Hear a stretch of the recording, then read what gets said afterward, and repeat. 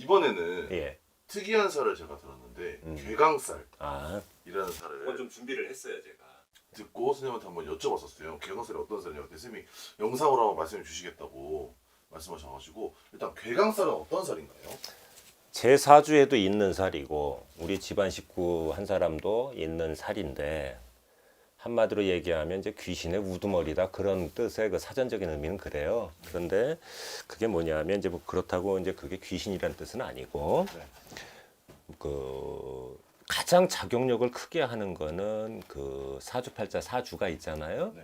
거기에서 일주에 그게 들어있을 때 가장 작용력이 큽니다. 그리고 한 개 들어있을 때보다 두 개 이상 들어있을 때는 더 이제 심한 작용을 하게 되는데 일단 이제 일주로 보면 무진일주, 그다음에 무술일주, 경진일주, 그다음에 경술일주, 임진일주, 임술일주 이렇게 6가지가 되는데 그 중에서 무진일주하고 임술일주 같은 경우는 백호살도 되면서 한편으로는 그 괴강살에도 해당되는 아주 좀 굉장히 강한 일주가 되는 거죠. 근데 괴강살은 그거예요. 한마디로 정의하면 못 말려요.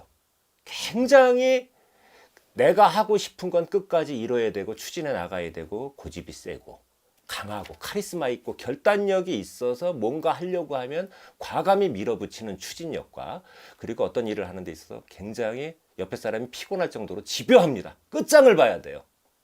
우리 그 유명인 중에서 지금 그 많이 그 회자되고 있는 윤석열 검찰총장 그 양반 같은 경우 뭐 내가 시까지는 모르겠습니다만은 경진일주로 알고 있어요. 네. 예, 그 경진일주의 특성상 괴강살의 특성상 네. 지금 정권과 각을 세우면서 자기가 옳다고 하는 거를 끝까지 어디까지 갈 수 있을지는 모르겠습니다만은 현 그 이상한 정권 하에서는 그 각을 세우고 대립각을 세워갖고 추진해 나가는 거 보면은 우리가 이제 거기서도 느끼는 바가 크겠죠.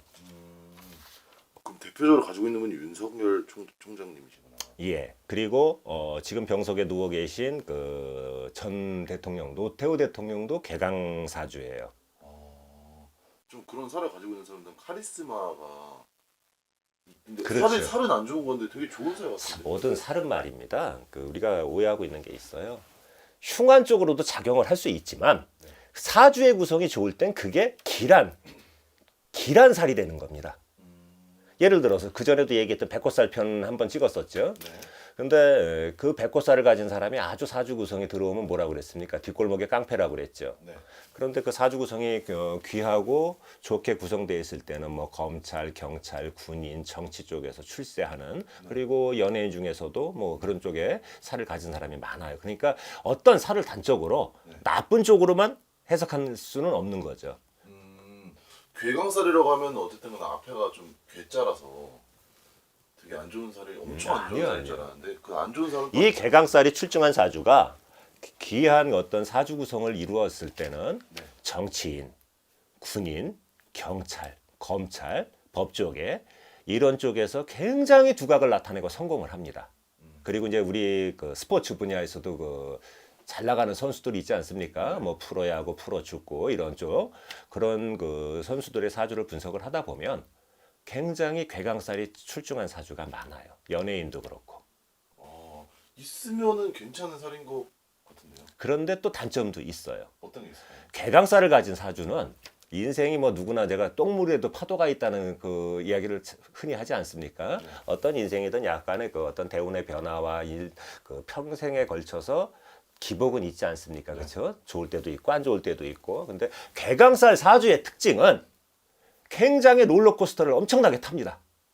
바닥을 칠 때는 아주 그냥 막 밑바닥 최고로 추락을 시키고 발복을 하고 복이 들어올 때는 최고 정점을 찍어요.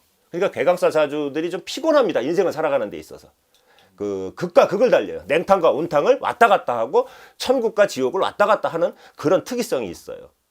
그리고 이제 괴강살 사주가 여성일 경우에는 동기간복이 특히 없습니다.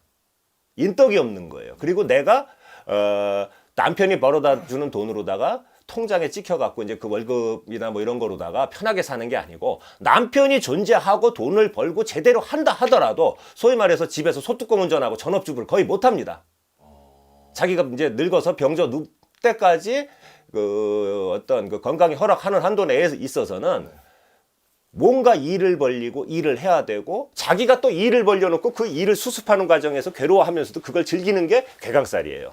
그리고 여성 같은 경우는 고대 역학서에 보면 전생에 남성 장군으로 출전하여 많은 살상을 해서 그 업보를 갖고 태어난 게 여자 괴강살의 특징이다. 뭐 이렇게 이제 풀이가 돼 있는데 주변에서 보면 진짜 여성이라도 대장부 같고 화끈하고 추진력 있고 진취력 있고 독합니다. 어떤 일을 갖다가 딱 그 이루려고 할 때는 집요하게 수단과 방법을 안 가리고 목적을 위해서는 엄청난 전력 투구를 하죠.